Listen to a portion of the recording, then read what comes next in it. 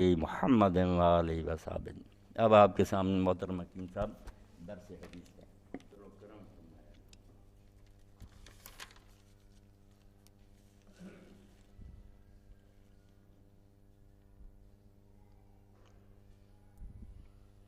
اعوذ باللہ من الشیطان الرجیم، بسم اللہ الرحمن الرحیم۔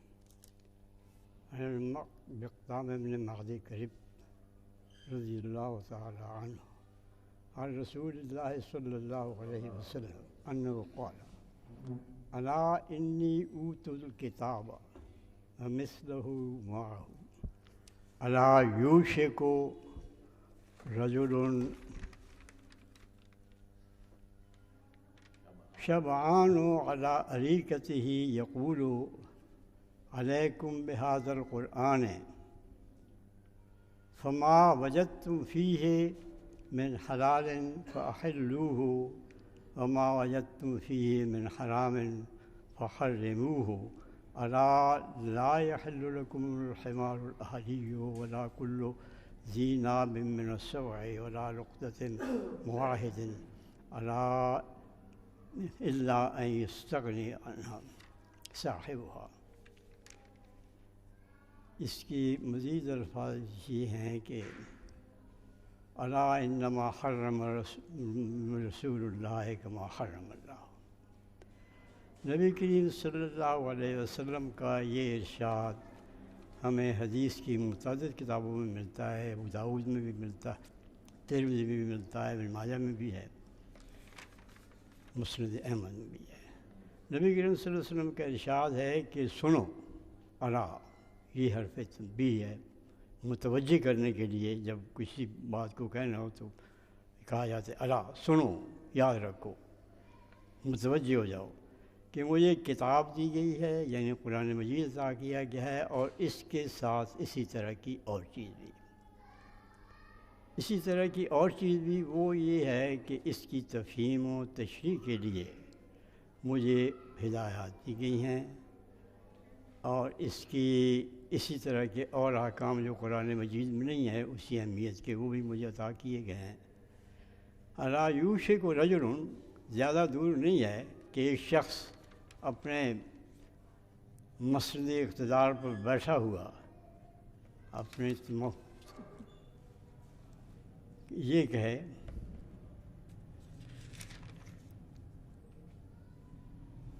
پیٹ اس کا بھرا ہوا ہے، دولت اس کے قدموں میں گری ہوئی ہے، اور کہتا ہے اپنے تخت کے اوپر اور مسند کے اوپر بیٹھ کر کہ تم قرآن کو پکڑو،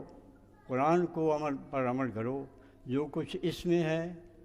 اس کو، جس چیز کو اس میں حلال کہا گیا ہے اس کو حلال سمجھو،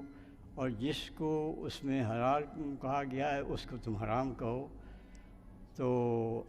نبی کریم صلی اللہ علیہ وسلم نے فرمایا کہ سنو، جو کچھ اللہ کے رسول نے حرام کیا ہے وہ بھی اسی طرح ہے جس طرح کہ اللہ تعالیٰ نے حرام کیا ہے جس چیز کو۔ پھر آپ نے کچھ چیزوں کا نام لے کر فرمایا کہ ہمارے آلی جو ہے وہ تمہارے لیے حلال نہیں ہے، اسی طرح جو درندے ہیں شکاری وہ تمہارے لیے حلال نہیں ہے۔ نبی کریم صلی اللہ علیہ وسلم کا یہ ارشاد بعد میں آنے والی جو چیزیں تھیں ان کے پیش نظر یہ بڑا ایک ہمارے لیے کہنا چاہیے کہ رشد و ہدایت کا سرچشمہ ہے حضور کا یہ ارشاد۔ حضور پہلے سے یہ دیکھ رہے تھے کہ یہ جو تعلیمات ہیں ان سے گریز کے لیے کیا راستہ تلاش کیا جائے گا۔ گریز کے لیے راستہ یہ تلاش کیا جائے گا کہ قرآن مجید میں ہے تو دکھاؤ، قرآن مجید میں تو یہ ہے نہیں، رجم کی سزا قرآن مجید میں نہیں ہے، عذاب قبر کو قرآن مجید میں موجود نہیں ہے۔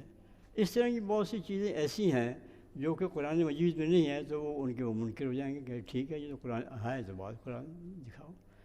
تو فرمایا کہ جو کچھ نبی اللہ تعالیٰ کا جو کچھ حرام کرتا ہے وہ بھی اسی طرح ہے جس طرح کے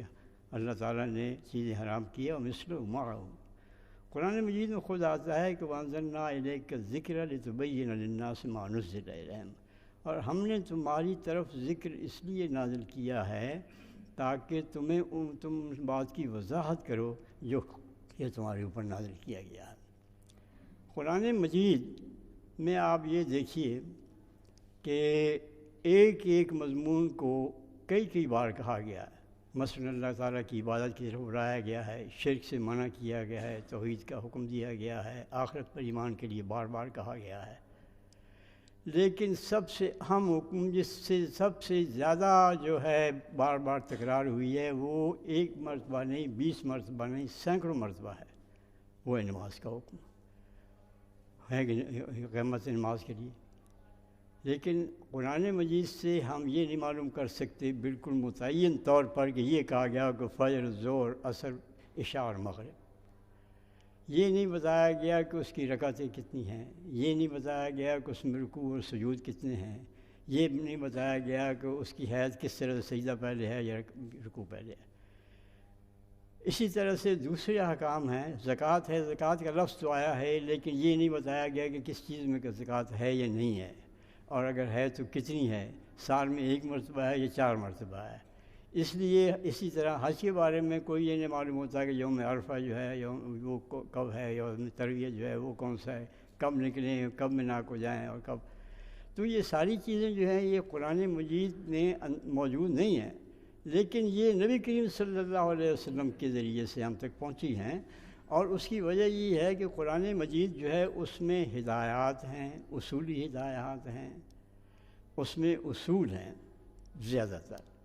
تفصیلی احکام اگر صرف آپ دیکھ لیں کہ صرف نماز کی تفصیلی احکام ہوتے تو یہ جتنا قرآن مجید اس وقت ہے اس سے 10 گنا بڑھ کے کوئی کتاب ہوتی تو اس میں نماز کے صرف احکام جو ہیں وہ تفصیلات نہ آ جاتی۔ اس لیے یہ ساری چیزیں جو ہیں یہ قرآن مجید کی بجائے نبی کریم صلی اللہ علیہ وسلم کے ذریعے سے یہ ہم تک پہنچی ہیں، اور وہ بھی اسی طرح اللہ کے حکم میں شامل ہیں جس طرح کے قرآن مجید کے حکم میں شامل ہیں۔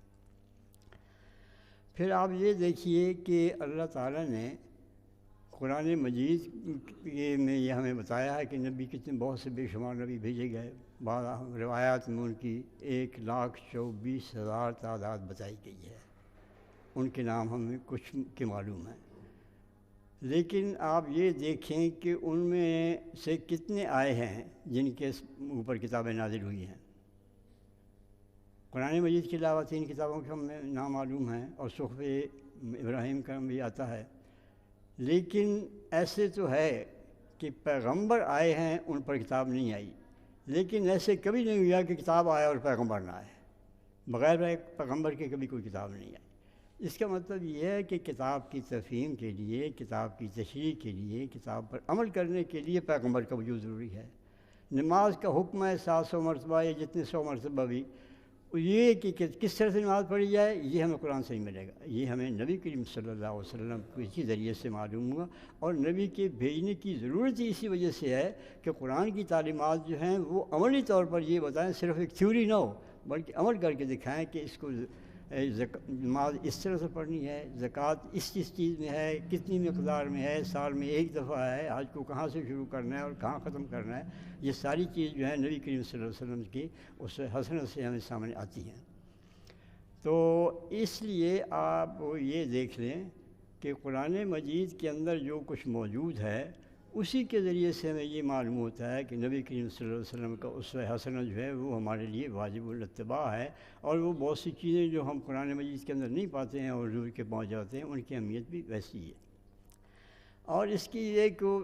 بڑا حیرت انگیز یہ تاریخ اسلامی کا یہ معجزہ ہے کہ قرآن مجید میں ذکر ہوا کہ انا نحن نزلنا الذکر وانا لہ لحافظون، کہ ہم نے ذکر نازل کیا ہے اور ہم اس کی حفاظت کریں گے۔ ذکر کا نازل کرنے کی حفاظت کے ساتھ اگر صرف ذکر نازل ہوتا اور اس کی کوئی تشریح یا تعبیر یا اس کی عملی صورت ہمیں نہ ہوتی تو وہ تو پھر اس کی بیمانی ہو جاتی ہے ایک لحاظ سے۔ مثلا نماز کا حکم صرف دیا جاتا، لیکن ہمیں یہ معلوم نہیں ہوتا کہ نماز پڑھنی کس طرح سے ہے، کتنے وقت میں پڑھنی ہے، اس میں کیا کیا پڑھنا ہے، کتنی رکعتیں پڑھنی ہے، تو پھر وہ نماز کے ذکر کو ہم صرف ثواب کے لیے پڑھتے قرآن مجید کو، اس کی عملی شکل تو ہم اس پر عمل تو نہیں کر سکتے۔ قیم الصلاۃ عمل کرنے کے لیے ضروری تھا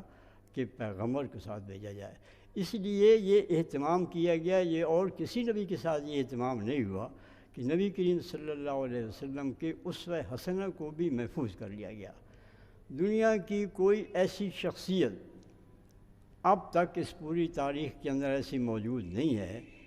جس کی وجہ سے 50,000 آدمیوں کے حالات بھی محفوظ ہو گئے ہوں۔ نبی کریم صلی اللہ علیہ وسلم کو اسوہ حسنہ کی مظہور کرنے کے لیے، ان کے احادیث کو اور ان کی سنت کو بیان کرنے کے لیے اور محفوظ رکھنے کے لیے 50,000 آدمیوں کے حالات محفوظ ہیں۔ ان کے ذریعے سے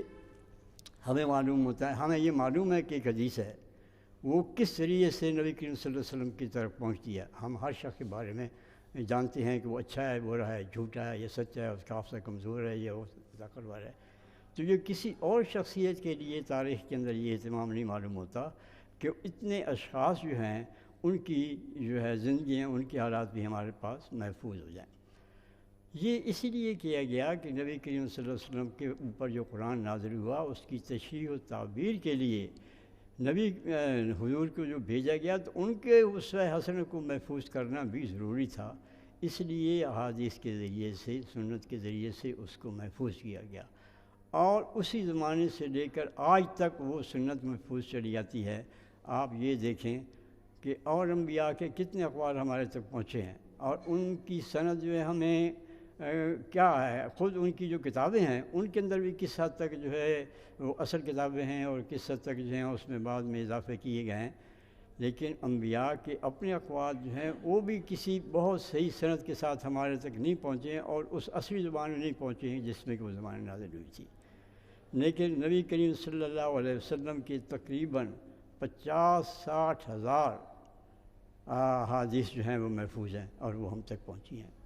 دوسری نبی کی جو محفوظ اقوال وہ چند 100 تک بھی نہیں پہنچتے، اور اس چند 100 تک جو پہنچتے بھی ہیں ان کی بھی سند جو ہے وہ ایسی نہیں ہے کہ متصل سند ہو کہ وہاں سے لے کر ایک یہودی جو ہے حضرت موسیٰ علیہ السلام تک اس سند کو پہنچایا کہ یہ سند۔ لیکن یہاں آج 1400 سال ہو چکے ہیں، آج بھی ایک شخص جو حدیث بیان کرتا ہے تو وہ سارا سلسلہ بیان کر دیتا ہے جس طریقے سے وہ حدیث اس تک پہنچی ہے۔ تو حدیث کو اس طرح سے محفوظ کیا گیا کہ اس میں کوئی شک و شبہ کی گنجائش باقی نہیں رہتی۔ دنیا کے اندر جو بھی طریقے ہیں کسی چیز کو محفوظ کرنے کے لیے تاریخ کو، ان میں سے کوئی طریقہ ایسا نہیں ہے جو کہ حدیث کو محفوظ کرنے کے لیے استعمال نہ کیا گیا ہو۔ ایک طریقہ تو یہ ہے کہ زبانی ایک دوسرے کو کہیں، یہ زبانی طریقہ بھی استعمال کیا گیا۔ دوسرا طریقہ یہ ہے کہ لکھ کر روایات جو آگے چلائی جائیں، اس کو بھی استعمال کیا گیا۔ تیسرا طریقہ یہ ہے کہ اس پر عمل کر کے دکھایا جائے، وہ بھی موجود ہے۔ اور ایک چیز ہے حدیث مسلسل۔ حدیث مسلسل اس طرح سے ہے کہ نبی کریم صلی اللہ علیہ وسلم نے جب کوئی بات کسی طرح سے کی اور اس میں کوئی عمل دکھایا تو وہ بھی اسی سے مستقل ہے۔ مثلاً بعض احادیث میں آتا ہے کہ شبّک بین اصحابہ، اس طرح سے کیا۔ تو جب حدیث بیان کرتے ہیں تو اس کی ضرورت نہیں ہے، لیکن محدث حدیث بیان کرتا ہے تو وہ اس طرح سے بتایا شبّک بین اصحابہ، گویا وہ نبی کریم صلی اللہ علیہ وسلم کا وہ عمل بھی جو ہے جو حدیث بیان کرنے کا ہے وہ بھی آج تک محفوظ ہے اور ہم معلوم کر سکتے ہیں کہ وہ کس طرح سے۔ تو اسی طرح سے آپ یہ دیکھیے کہ دوسری کتابیں جو ہیں ان کی زبانیں محفوظ نہیں ہیں، یہ معلوم نہیں ہے کہ وہ کوئی ایک نسخہ بھی اس اصل زبان میں آج موجود نہیں ہے، نہ اس کا کوئی کسی ترجمے کے بارے میں یہ دعویٰ کیا جا سکتا ہے کہ وہ بالکل صحیح ترجمہ ہے اصل کتاب کا۔ اس طرح تورات تو خیر کئی دفعہ 2 دفعہ تو کم از کم وہ معدوم ہوئی اور وہ پھر آپ سے اس کو لکھا گیا۔ انجیل کے بارے میں بھی یہ ہے کہ ان میں سے کوئی شخص ایسا نہیں ہے جس کو یہ کہا جا سکے یہ 4 اناجیل دہرائے جائیں کہ خود انہوں نے حضرت عیسیٰ علیہ السلام سے اس میں جو اقوال منقول ہیں ان اپنے کانوں سے سنیں۔ یہ بھی 70 75 یا 80 سال کے بعد یہ لکھی گئی ہیں۔ لیکن نبی کریم صلی اللہ علیہ وسلم پر جو قرآن مجید اترا اور ان کی کیا کیفیت ہے، وہ زبان، اب یہ بھی ایک معجزہ ہے، معجزہ الہی ہے کہ قرآن مجید کی وجہ سے وہ زبان جو 1400 سال پہلے بولی جاتی تھی وہ آج بھی محفوظ ہے۔ دنیا کی کوئی زبان جو ہے آج سے 1400 سال پہلے والی اس میں موجود نہیں ہے۔ اردو کو آپ یہ دیکھ لیں، یہ 400 سال کی پہلے زبان کی زبان جو ہے وہ آج کی زبان نہیں ہے۔ فارسی کی دیکھ لیں، جو آج سے 1000 پہلے زبان تھی وہ کچھ اور تھی، دری تھی، وہ آج زبان نہیں بولی جاتی وہاں۔ تو اس طرح سے اور جو زبانیں ہیں، انگریزی آپ دیکھ لیں، چوسر کی زبان جو ہے وہ آج کی زبان نہیں ہے، اس کو شیکسپیئر کی زبان تک جو ہے وہ بھی آج کی زبان نہیں ہے، اس کو دیکھنے کے لیے آپ کو ڈکشنریاں کھولنی پڑیں گی اور شرح پڑھنی پڑیں گی۔ لیکن قرآن مجید نے وہی زبان ہے، عربی زبان ہے، اور وہی زبان ہے جس میں وہ اترا تھا، اور وہ زبان پوری طرح سے آج تک بھی ہمارے پاس محفوظ ہے اور اسی زبان کو لوگ استعمال کرتے ہیں۔ اگرچہ یہ مستشرقین نے اور مغربیوں نے پوری کوشش کی ہے کہ عالم عرب جو ہے قرآن کی زبان کو چھوڑ دے اور اپنی مقامی زبانیں جو ہیں ان کو استعمال کریں، لیکن یہ ان کی سازش بالکل کامیاب نہیں ہوئی۔ مغرب سے لے کر مشرق تک ایک ہی زبان ہے، عربی زبان، اور اس کو کہتے ہیں وہ عربیت فصحیٰ۔ تو یہ قرآن مجید کی حفاظت کا ذریعہ ہے، اور یہ بات خاص طور پر کرنی چاہیے کہ قرآن مجید میں جو کچھ موجود ہے وہ تو ہے، لیکن نبی کریم صلی اللہ علیہ وسلم کی زبان مبارک سے جو کچھ ہمیں پہنچا ہے اس کی حیثیت نبی کریم صلی اللہ علیہ وسلم کی پیغمبر کی حیثیت ہے، جو انہوں نے احکام دیے، جو ہے عادات دی، جس طرح کی رجم کا مسئلہ دیکھیے قرآن مجید میں نہیں ہے، حالانکہ زنا کی سورہ نور کے اندر اس کی سزائیں بیان ہوئی ہیں، قذف کی بیان ہوئی ہے، لیکن اس کی نہیں ہوئی، یہ حضور کے ذریعے سے ہمیں معلوم ہوا ہے۔ تو اب اس طرح سے اگر کوئی شخص یہی کہہ دے، اس کا پیٹ بھرا ہوا اور اپنی مسئلہ پر بیٹھ کے کہے گا کہ وہ تو قرآن ہے، اس کو تو ہم مانتے ہیں، اس کو نہیں مانتے، تو وہ اصل میں آپ یہ دیکھ لیں کہ وہ قرآن مجید کے منکر ہے، کیونکہ قرآن مجید یہ کہتا ہے کہ اطیعوا اللہ و رسول، اللہ اور اس کے رسول کی اطاعت کرو۔ بلکہ آپ یہ دیکھیں کہ کہیں بھی یہ نہیں آیا کہ صرف اللہ کی اطاعت کرو، لیکن یہ آیا ہے کہ میں یطیع الرسول فقد اطاع اللہ، کہ جس نے اللہ کے رسول کی اطاعت کی اس نے خدا کی اطاعت کی۔ یہ کہیں نہیں آیا کہ جس نے اللہ کی اطاعت کی اس نے رسول کی اطاعت کی، کیونکہ اللہ کی اطاعت کرنے کا ہمارے پاس اور کوئی طریقہ ہی نہیں ہے کہ ہم نبی کریم صلی اللہ علیہ وسلم کے ذریعے سے معلوم ہوتا ہے کہ وہ اطاعت کرنی کس طرح سے ہے، اللہ کا جو اطاعت کا حکم ہے اس کو ہم کس طرح اس کی تعمیل کریں گے۔ اس لیے علامہ اقبال یہ کہتے ہیں کہ منکر میتوانی منکر یزداں شدن، منکر شان نبی نتواں شدن، کہ ہو سکتا ہے کہ تم خدا کا انکار کر دو لیکن نبی کریم صلی اللہ علیہ وسلم کا انکار نہیں کر سکتے۔ وہ تو اتنی تاریخی شہادت میں اسی دنیا میں مادی وجود ان کا موجود تھا ہمارے سامنے، اور اس مادی موجود کے سارا اسوہ حسنہ جو ہے وہ دیکھنے 15,000 صحابی جو تھے انہوں نے اس کو محفوظ کیا اور وہ اس ذریعے سے ہم تک پہنچا ہے۔ تو اسی ان کی جو بات ہے کیسے کوئی انکار کر سکتا ہے؟ کوئی منکر اگر خدا کا ہو بھی جائے تو رسول کا منکر نہیں ہو سکتا۔ اللہ تعالیٰ ہمیں توفیق دے کہ ہم قرآن و سنت دونوں جو ہیں ان کو وہ اہمیت دی ہے جو قرآن و سنت دونوں نے دی ہے۔